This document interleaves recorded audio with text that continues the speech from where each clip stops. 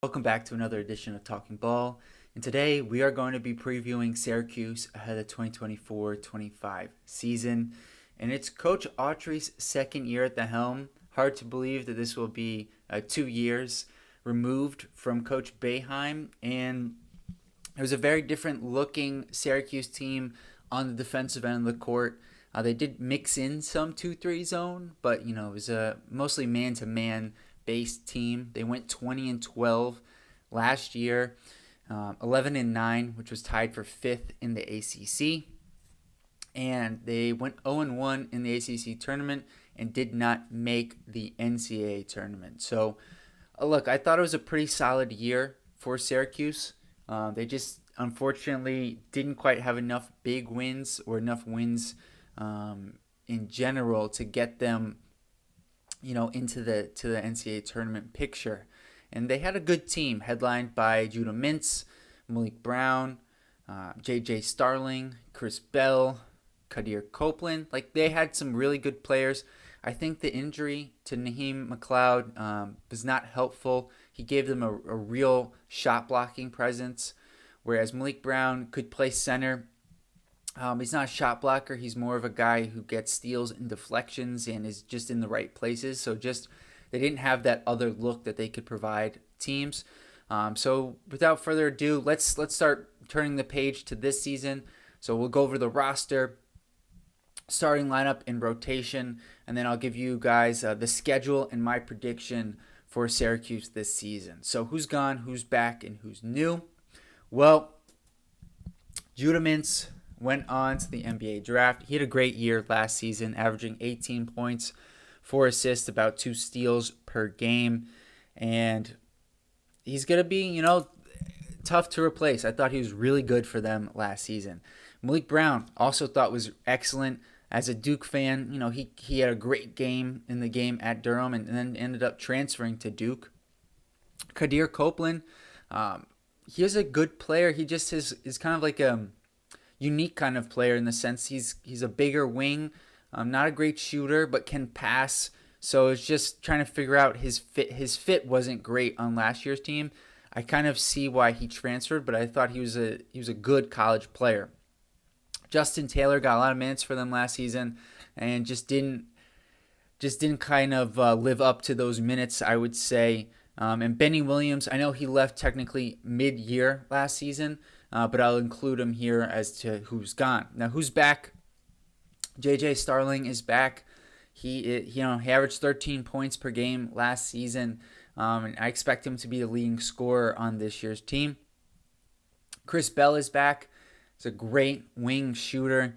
Made 40+% on his threes, over 2+ threes per game, so he was making them on high volume.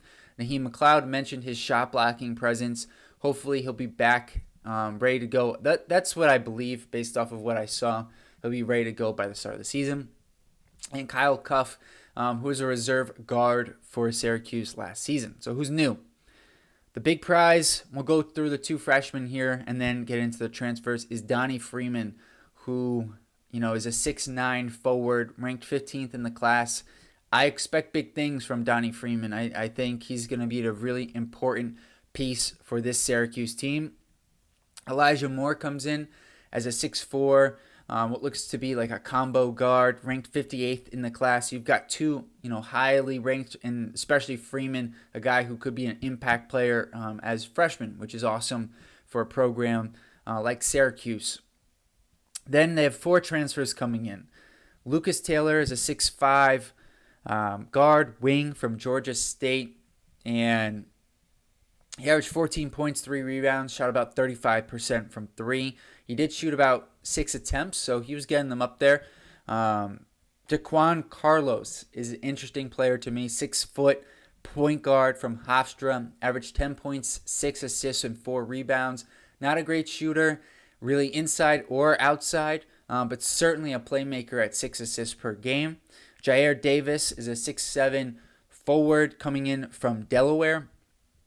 Really good numbers, 17.7 rebounds, just not a shooter, 25% unlimited attempts from beyond the arc.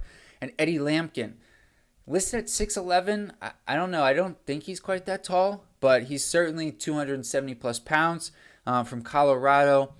10 rebounds, 10 points, 7 rebounds, 2 assists. Not much of a defensive, shot blocker, rim protector, but he can pass as a big man. And I think it's a nice, 1-2 punch between him and Naheem McLeod in terms of you got one guy above the rim, shot blocker, really good rebounder. Whereas Lampkin is more of a scorer who can also pass. You got your offense, defense, if you will. So, starting lineup and rotation, how do I see it shaking out for Syracuse this year? I think Jaquan Carlos slides into that point guard spot where Judah Mintz was last season. J.J. Starling, Chris Bell retain their starting spots at the 2 and the 3. I think Donnie Freeman is your starting 4. And Naheem McLeod retains his starting center spot after only losing it to injury last season.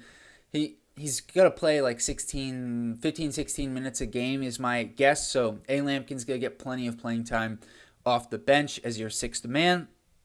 I think Jair Davis, Lucas Taylor, and Elijah Moore will be part of the rotation. And I think Kyle Cuff is kind of like your fringe 10th guy. So that's how I see it shaking out.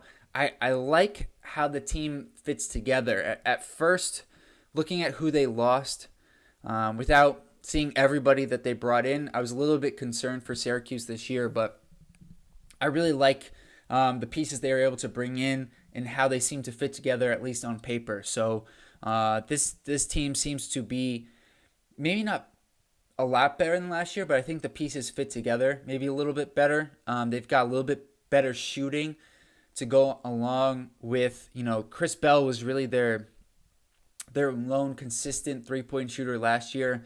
And now Lucas Taylor comes in. Jaquan Carlos isn't great, but he can hit it. So it's a little bit better. We'll see what you get from Donnie Freeman. And I just think overall the pieces fit a little bit better. We'll see how J.J. Starling does in an elevated role. Schedule and predictions. Non-conference play. Looking at a neutral site game with Texas, and then either Texas Tech or St. Joseph's. It's the Legends Classic there in Brooklyn. Each one of these little tournaments has a name. I won't necessarily give the name for each of them, but I thought this one was kind of fun. They'll play at Tennessee in the SEC-ACC Challenge. They'll have a home game versus Georgetown, which I love. It's like an old school college basketball matchup from the Big East. And a neutral site game versus Maryland in Brooklyn. So they'll be in Brooklyn a few times in their non-conference play.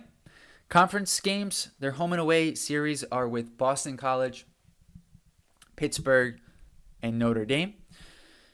At home, they'll have Duke, North Carolina, Georgia Tech, Louisville, NC State, Virginia, and Wake Forest. So all 4 North Carolina schools are going to come to Syracuse this year.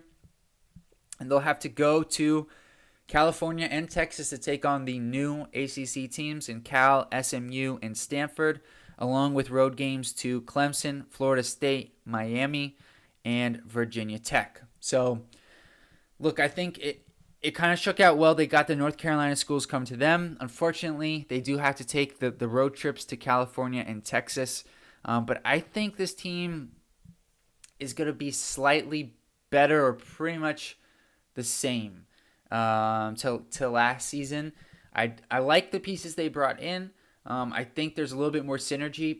And while I did say earlier the three-point shooting could be better than last year, I don't think it's going to be a lot better. And so I got them going 8-3 in non-conference play. I think the away game at Tennessee is going to be tough.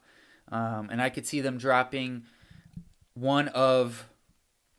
I'm going to change that. I think they're going to go 9-2 in non-conference because I think they'll drop one of the games with Texas and Maryland, but I think they'll win the other.